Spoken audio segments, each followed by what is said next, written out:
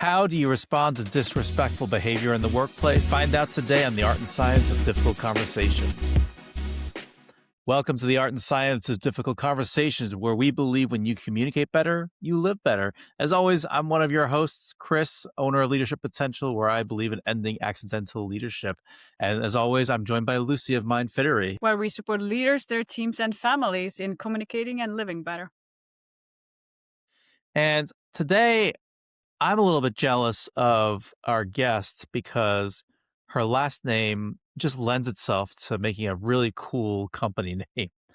I don't have a cool name, so I can't. I just have a very generic name. But I'm excited because I met Rachel recently, or not recently, a while back ago. And based on my work with people and culture and difficult conversations, I just love the work that she's doing. And so today we're excited to have Rachel Platt, a people strategist who helps companies create open and transparent cultures. Rachel, thank you for joining us today. I'm thrilled to be with you both. Thanks for having me. So tell us, what does a people strategist do? What does that mean for the people who have never heard of that term?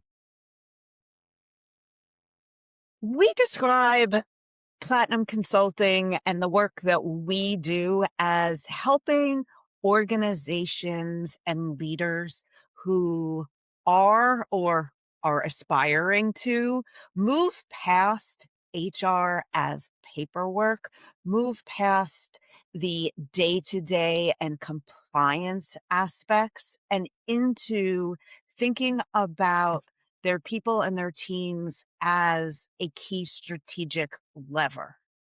So we work with small and mid-sized organizations. We take a holistic look to ensure that their people strategy and their business strategy come together so that they're attracting the right people, growing future leaders, retaining their talent, giving great feedback, and making the right business decisions, knowing that their people are the key lever to their success. That's awesome. And growing up, how did you get into this field? Because I can only imagine growing up, did you imagine yourself, I want to grow up and be an HR leader? Does anybody grow up even knowing what that actually means? No. My undergraduate was in the business school. I thought I was going to be an accountant. Very quickly realized that was not my best use of my skills. And my first job was as a recruiter, and very rapidly learned that while I loved recruiting, I loved it because it felt to me like I was helping people make a positive change in their life through their job. They were going to be able to hopefully live the life that they wanted to. But pretty quickly, one of my bosses kept saying, because I kept asking everybody, well, what are we doing about training the people you already have on your team? How are we growing them? And one of my bosses said to me, that's not what a recruiter's supposed to do. That's actually what we do in talent development. And that is what HR, that segment of HR is doing, not in recruiting. You need to move over there.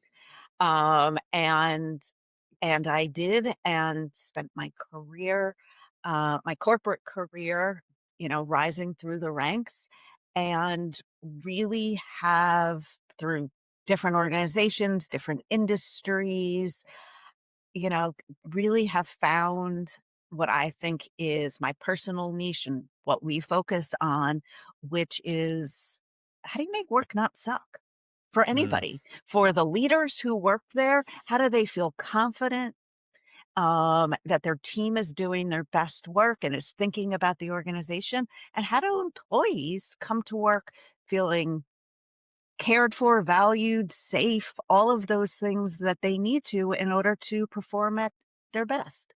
And I think the Yeah, work is really cool. I think so too. as is Lucy. Same here. So Yes.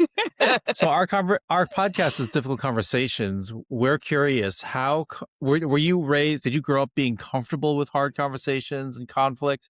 And if not, how did you learn to just lean into them and have these hard conversations?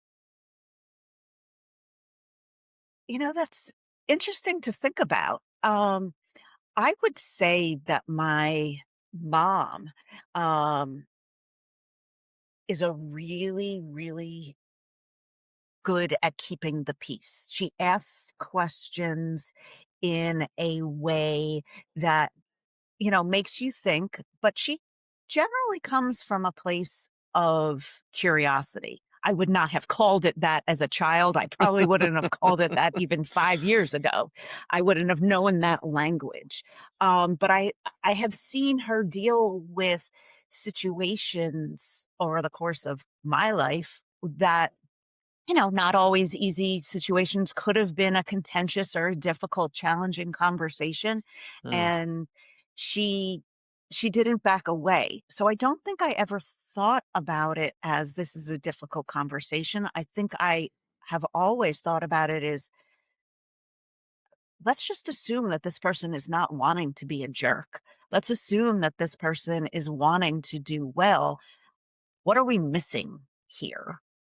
And then with mm, training and skill and lots and lots and lots of practice, um, I've gotten pretty good at it and have coached many others on how to think about communication as the first step to resolving issues before they become problems.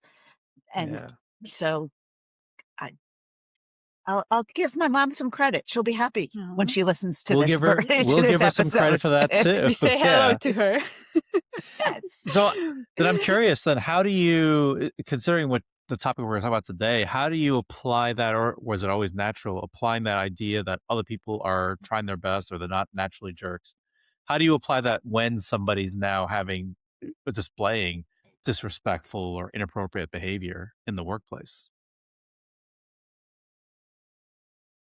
I think that the first step for people is to say, I I can't see what's happening underneath the surface here. I don't know what else this person is dealing with. I don't know what is making them react in this way. I should be curious. Maybe it's not my right to know all of the specifics. Maybe that doesn't uh, you know, I don't have a reason to necessarily know. I don't need to know, but I can be curious and I can say, what's going on? You're having a reaction that I didn't anticipate.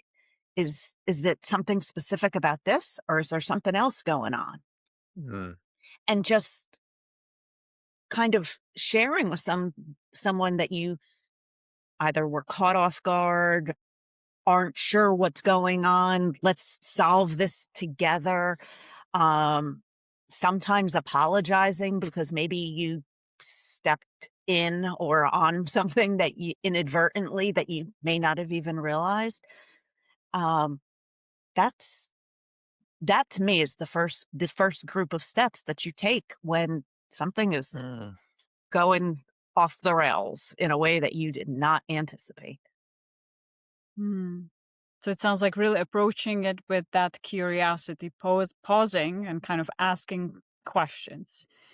I wonder for any leader listening that they are wondering about their organization, what could be some signs that they are not addressing or their organization is not addressing some form of disrespectful behavior in their organization? What could be some warning signs that they could pause and reflect? Is this happening or not? It's a great question. I think across all of the places that I've worked and all of my consulting clients, I think that there's three big patterns. The first one is that in some organizations, it gets minimized. Disrespect or inappropriate behavior gets minimized. It gets reframed as, oh, that's just their personality or their sense of humor, or, oh, you just mm. got to know, Yep. Chris, that's his style. He doesn't mean it. He says it to everyone. Particularly when there's a high performer or a senior leader that's Yep. involved. Mhm. And people learn that results matter more than the how you get those results. And that does not create a strong culture. Second, sometimes people individualize and it gets this disrespect or inappropriate behavior gets treated as like a one-to-one people issue. It's you and me, or these two people. And sometimes HR or another leader gets called in to mediate between those two individuals, but no one actually steps back to say, okay, let's look at what signal, like, what did people think that we were going to accept this? What signal did they receive, all of them, that we were going to tolerate that here? What was allowed in the history that brought that forward? And then the Mm. third group is obviously my favorite group. It's the group that treats disrespect as, hey, this is a data point. If this was happening, this isn't just about that individual or these two people have a personality conflict. This is about our culture, and they think about it more broadly. Those leaders take it seriously because there's rarely a big dust up over one moment. People leave their organization after long stretches of either feeling, you know, disrespected, dismissed, unheard. And if they've raised those concerns before and those concerns go nowhere, that really creates a very harmful culture and a harmful employee experience. And so those leaders or those individuals who truly care about culture and they see little microaggressions or micro um, disrespect and take action, that to me is a true leader. Mm. I'm curious when you think about those even the beginning warning signs, those microaggressions, those things that are starting to bubble up. How do you distinguish or help leaders distinguish between maybe even normal human behavior, just friction between just normal communication styles and hey, there is something underneath the surface. This is a data point, as you pointed out. We should explore this further. When I see that high performers are operating under a different set of rules, Mm, that yeah. really brings up a lot for me. Someone who, the rainmaker, someone who brings in revenue or has deep technical expertise. If leaders look away from their behavior, everyone notices it. When you hear someone say, oh, that's just how they are, that's a power dynamic. That's something that tells you that it's not about what their role is, it's about their behavior, and they've got influence, and let's question that. Mm, And the last one is if you've got, I'm sure there's more, not the last one, but if you've got complaints and they're always getting like handled very quietly, um, people will stop raising their concerns. They vote with their feet. They'll leave mm, the organization. They'll ask for a transfer. They'll try not to work on a project with those people. If you start to see more meetings after the meeting, more things that are mm, happening not in the room, those are all the signs when I'm working with any organization. Those are the signs that I'm asking, how often does this happen? Where does this show up? How do these situations get addressed? Um, those are the big ones. mm. Have you had leaders that were having all these signs, but they just kept, putting their fingers in their ears and saying, la, la, la, I don't care about this? Ha- I mean, haven't you? I haven't had anybody say, I don't care about this. I, I, Mm, I haven't had anybody say, I don't care. but they keep thinking that if they keep repeating or hang up on the wall what their values are, then somehow via osmosis, or like they insert a chip in somebody, like that's actually what's going to happen. And that does not happen. The difference between like what's written on the wall and what people are actually experiencing, I mean, that erodes trust in such a fast way. And so I haven't had leaders who have said, I don't care, but they don't know what to do about it, or they are afraid to do something about it because they're dealing with a really strong performer or a long-term employee or someone who brings in a lot of money. And that becomes uncomfortable for them. Yeah. Yeah. What's coming up for me also, if we zoom out a little bit, for looking at the culture overall and what's expected. And I think in the past we had more the DEI movements where it was encouraged to be kind, respectful, and sensitive. And now I feel we are moving towards more, let's focus on the results. And these could be two different extremes. And I've coached leaders that said, well, I just need to focus on the results. And if people are, we are here in work to work. We are not here to make friends or like each other. They should just take it as it is. What are the consequences on performance or the results for somebody that has that, that in either of the extremes, when people are afraid to say anything or when actually people are not afraid to say anything at all, when they don't have any filter? What would be the arguments on kind of the both sides of the extreme spectrum, maybe? That's a really great question. I have a few questions I want to ask you back in return, but the first thing that came up for me is there's some Gallup research in their state of the workplace. Don't I can't remember exactly what it's called, but I can send you the link.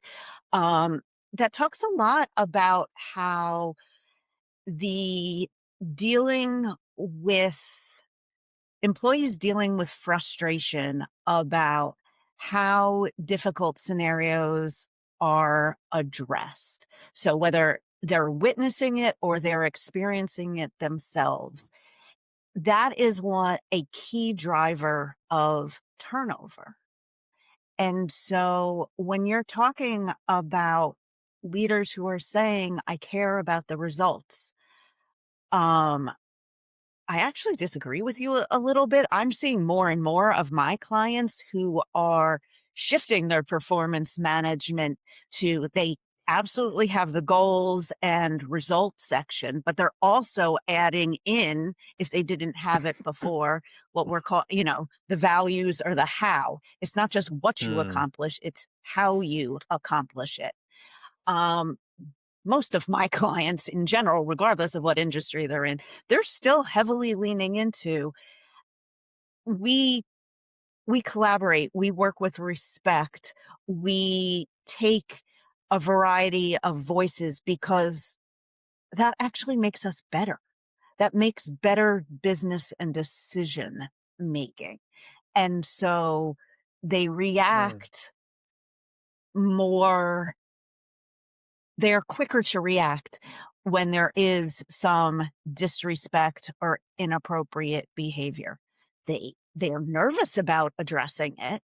They're uncomfortable sometimes addressing Mm. it. And it Yeah. is, exactly the name of this podcast. I talk to them a lot about the art and science of, what does the data show us if you don't address these issues?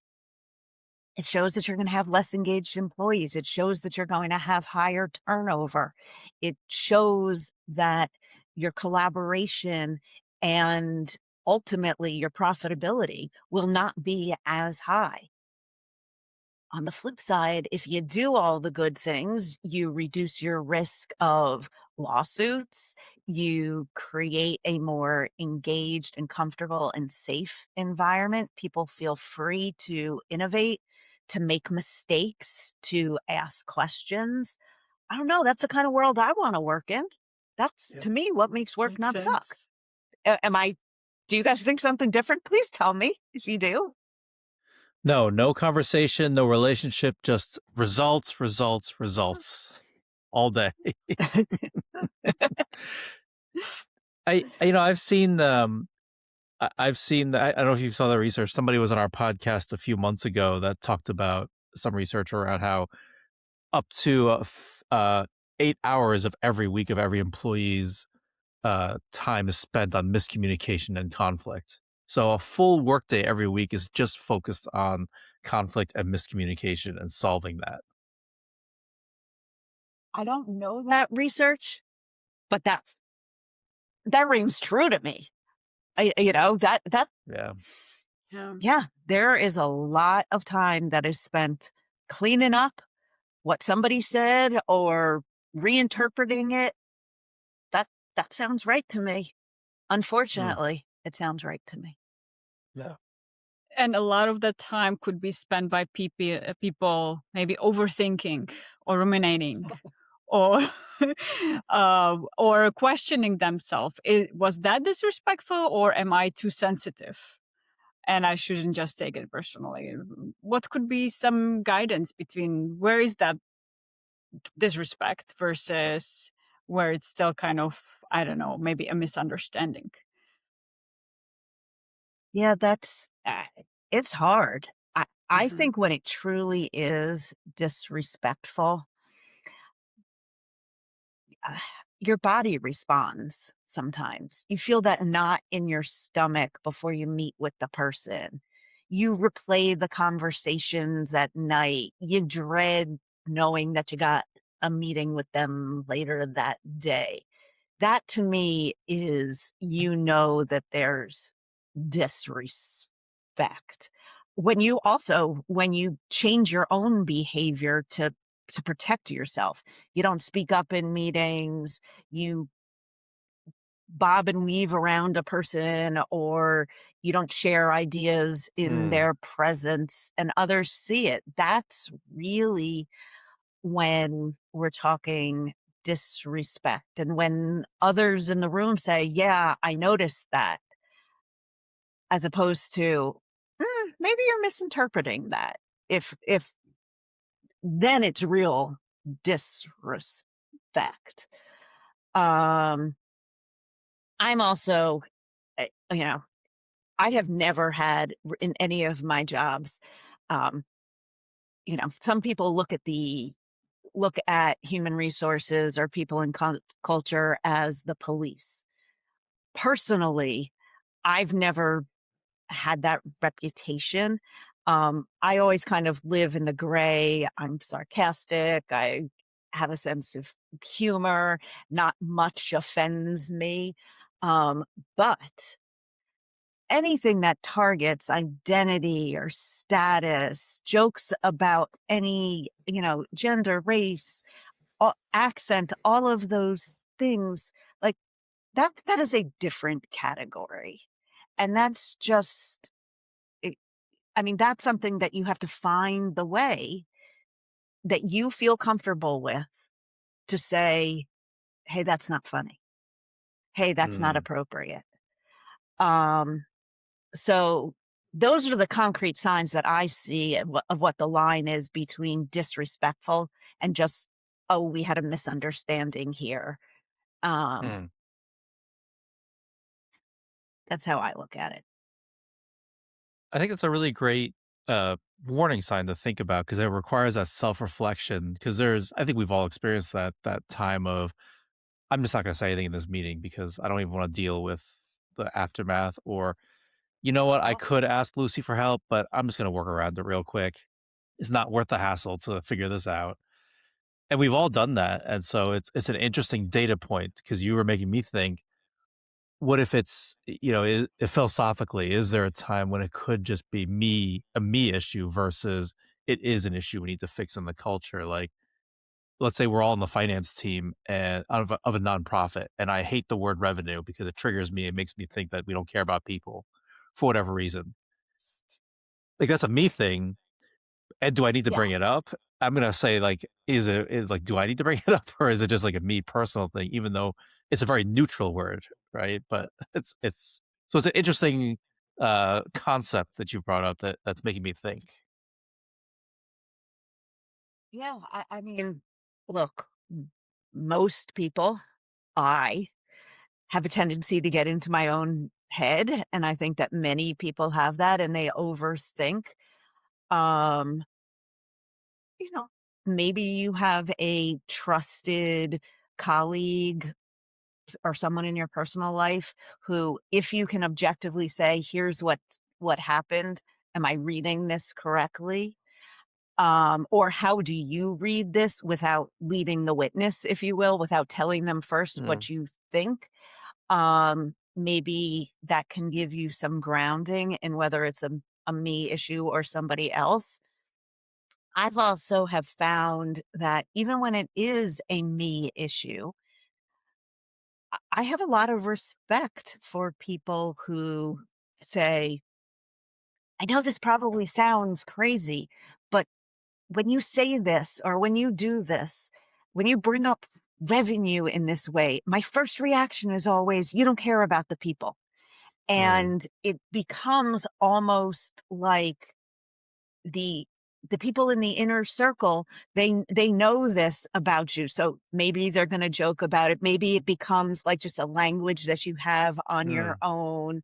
um and building relationships that way can be very, very beneficial to a team's success.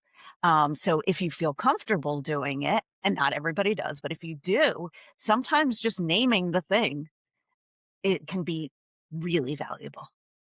mm. Mm. Yeah, love that. And sounds like also using that curiosity, even with ourselves and with Yes. the other person. What's about this the most triggering for me? Asking. Why does it hurt? Yeah. Or asking, did that person actually intend to hurt me or is that just unintentional? And kind I of mean, exploring that. and also, you know, intent matters, but impact matters more. And so Mm, sometimes you can say out loud to yourself, I'm sure you, or out loud in the room, not just to yourself. That's what I meant to say. I'm sure that you did not intend to be offensive. I'm sure you didn't intend to hurt my feelings. I'm sure that you didn't intend to insult whatever the case may be, but it didn't land right with me, or mm, this wasn't funny, um, or your intent was this, but the impact was that. I don't like that.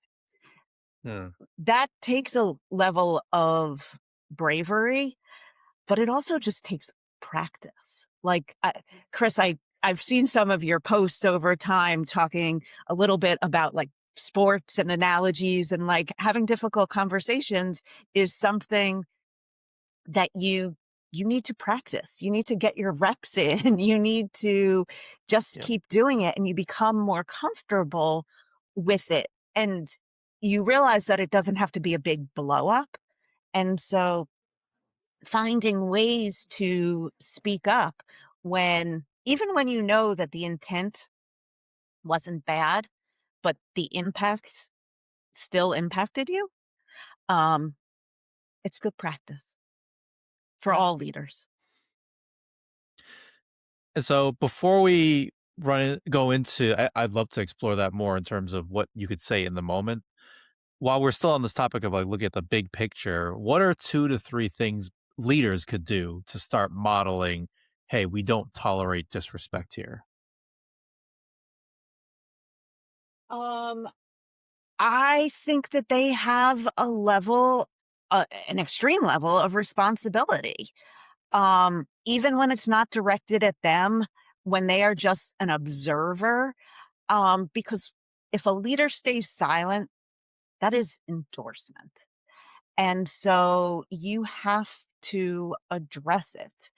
early and proportionately. It does not need to be a huge hoo-ha, if you will. But recognizing that you do have a reputational risk, a legal risk. If you as a leader are aware of something and you don't address it, they don't need to have a perfect speech, but just we don't treat each other like that here, or either directly in the moment, saying, if you're in a meeting saying, hey, that's not appropriate, or having someone pulling someone aside after the meeting and saying, this is not appropriate and it won't happen again, or it can't happen again. And setting expectations is the key thing that you can do as the leader at the start of the meeting, as you're building a new team, as you're doing check-ins, as you are having town halls, whatever it is that is the normal cadence for your role. Finding a way to talk about how we treat each other, how we respect each other without making it a Hallmark movie, is part of your job as a leader, is to constantly be setting the tone. That's the end of part 1 of our interview with Rachel. Stay tuned for next week when we get to part 2.